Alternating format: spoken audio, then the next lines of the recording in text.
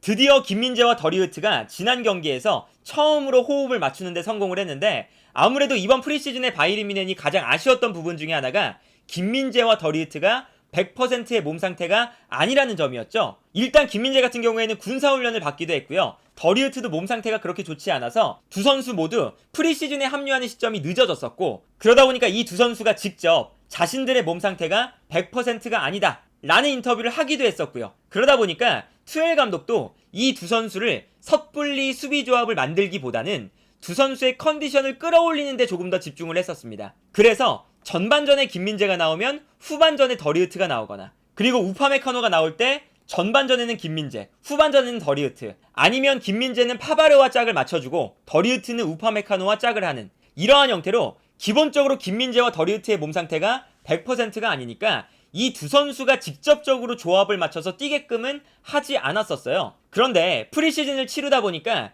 김민재와 더리우트의 몸 상태가 조금씩 올라오고 있었고, 그리고 지난 경기에서는 김민재의 컨디션도 어느 정도 올라오고 있는 모습이 보였거든요. 물론 치명적인 미스가 있었지만.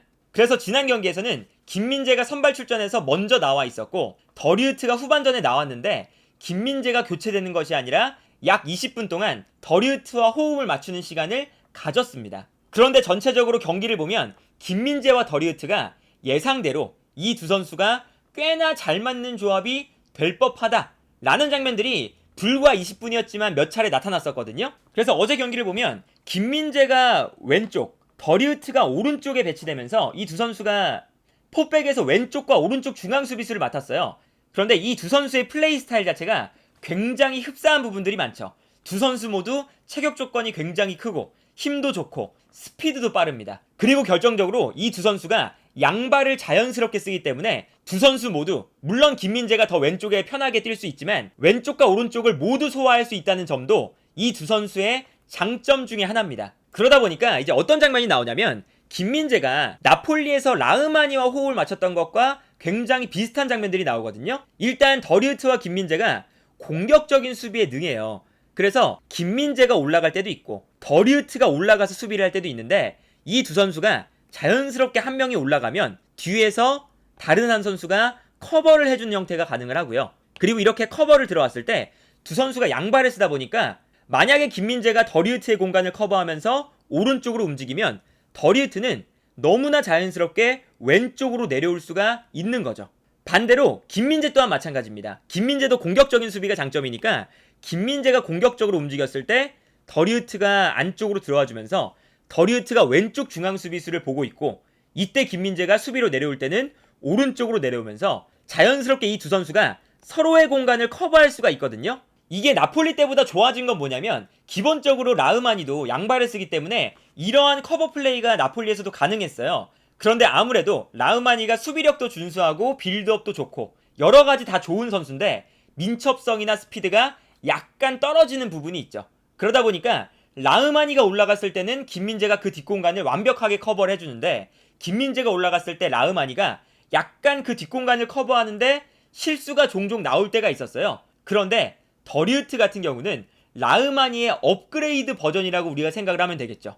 양발도 잘 쓰고 빌드업도 좋은데, 일단 이 선수가 체격 조건도 좋고 여기에 더해서 김민재가 올라간 공간을 커버할 수 있는 민첩성과 스피드도 겸비를 했다. 이렇게 되면 바이에른 뮌헨 입장에서도 굉장히 좋은 게 어떤 거냐, 바이에른 뮌헨은 기본적으로 라인을 매우 높게 끌어올려서 전방 압박을 할 때가 많잖아요. 그런데 상대팀이 한쪽 측면에서 볼을 소유하고 있으면 자연스럽게 한쪽 측면으로 바이에른 뮌헨의 수비가 쏠리게 됩니다. 그리고 이때 해당하는 측면에 있는 중앙 수비수 또한 올라가서 전방 압박에 가담을 해줘야 전방 압박이 완성이 되거든요. 그리고 김민재와 더리우트의 장점 중에 하나가 이 두 선수가 공격적인 수비를 잘하는 선수들이기 때문에 올라가서 전방 압박에 도움을 줄 수 있다는 게 장점이죠. 그런데 이렇게 높게 올라갔을 때 자연스럽게 뒷공간이 발생을 하는데, 이 뒷공간을 김민재가 올라갔을 때는 더리우트가 커버를 해주고, 반대로 더리우트 쪽에서 더리우트가 올라가는 상황이 발생을 한다면 더리우트의 뒷공간을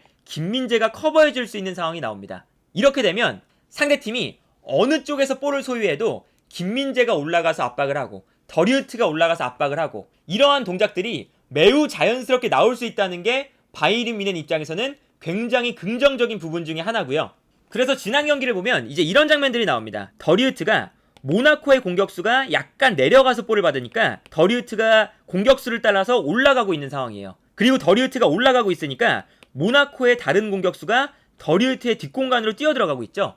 그런데 이때 더리우트가 약간 올라가 있으니까 김민재가 뒷공간을 커버해주면서 더리우트의 뒷공간으로 뛰어들어가는 공격수를 따라가고 있습니다. 그래서 이 다음 장면을 보면 결국에 더리우트의 뒷공간으로 뛰어들어가는 선수를 김민재가 막아 세우는 걸 볼 수가 있고요. 여기에 더해서 더리우트는 올라갔다가 김민재가 비워둔 왼쪽 공간으로 내려오고 있는 걸 볼 수가 있죠.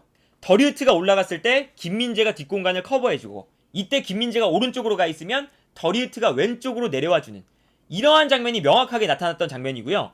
이 장면이 사실은 하이라이트였죠. 모나코가 공격을 전개하고 있는데 기본적으로 모나코의 공격 숫자가 바이에른 뮌헨의 수비 숫자와 거의 동일한 상태였어요. 그래서 바이에른 뮌헨이 위기 상황이었죠. 그러다 보니까 더리우트가 모나코의 공격수가 볼을 끌고 올라오니까 뛰쳐 올라가서 공격적인 수비를 하고 있습니다. 그런데 더리우트가 올라가니까 모나코의 공격수 한 명이 더리우트가 올라오는 걸 보고 더리우트의 뒷공간으로 뛰어들어가고 있거든요. 그러니까 김민재가 이번에도 더리우트의 뒷공간으로 뛰어들어가는 선수를 따라가기 시작합니다. 그래서 더리우트가 비워둔 오른쪽 공간을 커버하기 시작하는데 오히려 모나코가 이 점을 노려서 측면에 있었던 공격수가 김민재 쪽으로 뛰어가기 시작해요. 그리고 측면으로 뛰어들어가는 선수에게 패스가 들어가면서 모나코가 측면 공간에서 결정적인 찬스를 맞이하게 됩니다. 그래서 이 다음 장면을 보면 이러한 형태죠. 더리우트가 올라가서 수비를 하고 있을 때 아무래도 공격수가 안쪽으로 침투해 들어가니까 김민재가 오른쪽으로 치우쳐 있었거든요. 그런데 모나코는 김민재가 비워둔 왼쪽 공간으로 뛰어들어가고 있었죠. 여기서 김민재의 장점이 나오는 건데 더리우트를 커버하기 위해서 오른쪽으로 움직이다가 왼쪽 공간이 비니까 왼쪽으로 돌아뛰고 있죠. 그리고 여기서 김민재의 스피드가 워낙에 빠르다 보니까 결국에는 모나코 공격수의 슈팅을 김민재가 달려와서 막아내는 걸 볼 수가 있습니다. 그래서 20분이라는 짧은 시간이었지만 김민재와 더리우트가 호흡을 맞췄을 때 이러한 수비가 가능하겠구나 라는 모습들을 몇 차례 보여줬었거든요. 그리고 여기서 김민재와 더리우트가 서로에게 좋은 조합인 이유가 어떤 게 있냐면 기본적으로 바이에른 뮌헨의 수비 라인에서 빌드업이 가장 뛰어난 선수는 더리우트입니다. 그러다 보니까 바이에른 뮌헨은 더리우트의 빌드업 능력을 살려서 더리우트가 약간 올라가서 미드필더 라인에서 같이 볼을 전개해주면 훨씬 더 좋아요. 아무래도 바이에른 뮌헨을 상대하는 팀들은 바이에른 뮌헨의 중앙 미드필더 라인을 한 명씩 분명히 마크를 하고 있을 거기 때문에 순간적으로 수비수가 전진해서 빌드업에 참여해준다는 게 공격을 전개할 때 매우 유리한 점 중에 하나로 작용을 하거든요. 애초에 아약스 시절 때도 더리우트가 전방까지 볼을 끌고 올라가서 스루 패스를 넣어준다거나 공격을 전개하는 장면들이 많았어서 더리우트가 빌드업에 굉장히 능한 센터백으로 유럽 전체에서 아약스에 있을 때부터 소문이 나 있는 선수였죠. 그러다 보니까 바이에른 뮌헨에서도 더리우트가 조금 더 올라가서 빌드업에 참여를 해주면 좋은데 이때 김민재가 그 뒷공간을 커버해줄 수 있다는 게 수비적으로도 장점이지만 빌드업적인 측면에서도 바이에른 뮌헨에게 매우 큰 장점이다 라고 볼 수가 있겠고, 여기에 더해서 김민재 선수 또한 더리우트의 도움을 받을 수가 있는 게 어떤 거냐면 김민재 선수가 물론 이제 평범한 수비수들과 비교했을 때는 빌드업 능력이 좋은 편에 속하는데 아무래도 월드 클래스 수비수들과 비교했을 때는 수비적인 능력은 오히려 뛰어날지 몰라도 빌드업 능력만큼은 엄청나게 이 선수의 강점까지는 아니거든요. 그러다 보니까 이 김민재 선수 같은 경우는 주변에 있는 선수들의 영향을 꽤나 많이 받습니다. 그래서 지난 경기에서 김민재 선수의 패스 미스가 리버풀전보다 잦았던 건 어떤 게 있었냐면 수비 라인 앞에 키미가 없었기 때문에 김민재가 패스를 뿌려줄 때 앞쪽에서 패스를 안정적으로 받아줄 수 있는 선수가 부족한 상태에서 김민재가 패스를 부정확하게 뿌려줄 때가 꽤나 많이 나오기도 했었죠. 그래서 김민재 선수가 빌드업이 나쁜 편은 아니지만 일단 주변에 있는 선수들의 영향을 그래도 어느 정도는 받아요. 그런데 오른쪽에 더리우트가 있다는 것은 김민재가 빌드업을 주도하는 게 아니라 김민재가 패스를 줄 곳이 없을 때는 더리우트가 빌드업을 주도하면서 김민재의 빌드업 부담을 덜어줄 수 있다는 것도 김민재와 더리우트가 호흡을 맞췄을 때 굉장히 좋아 보이는 점 중에 하나죠. 아마도 김민재 선수가 시즌에 돌입했을 때 지난 경기 같은 패스 미스가 더리우트와 조합을 맞추면 훨씬 더 줄어들 가능성이 존재합니다. 그래서 당장 지난 시즌에도 수비 라인 앞에 로보트카,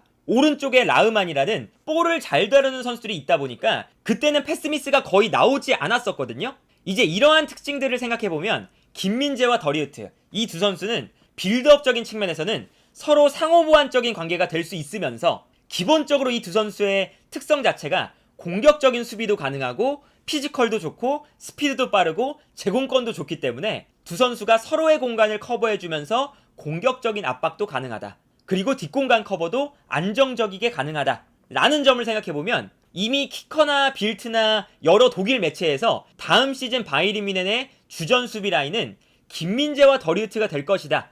많이들 예측을 하고 있거든요. 이 수비 라인이 잘 맞아 떨어지기만 한다면 분데스리가를 넘어서 유럽 전체에서도 강한 센터백 라인으로 성장할 가능성이 매우 높아 보인다. 하지만 이 센터백 라인을 우리가 보려면 아마 다가오는 주말에 있는 라이프치히와의 슈퍼컵에는 이 두 선수가 나오지 않을 가능성이 높고요. 그 다음 경기 리그 1라운드 정도에는 김민재와 더리우트가 호흡을 맞출 가능성이 높습니다. 왜냐면 프리시즌 내내 김민재와 더리우트가 합을 맞췄던 시간이 20분밖에 안 돼요. 그리고 이 두 선수가 아직까지는 100% 컨디션이 아닌 상황이거든요. 그래서 90분 풀타임을 뛸 수 있는 우파메카노를 일단은 고정적으로 세워놓고 우파메카노의 짝으로 김민재가 나오느냐 아니면 더리우트가 나오느냐, 슈퍼컵에서는 이러한 형태로 아마 결정이 될 거고, 리그 1라운드로 가면 더리우트와 김민재의 컨디션이 어느 정도 올라왔을 테니까 그때부터는 김민재와 더리우트가 호흡을 맞추는 장면들이 많이 나올 가능성이 높다.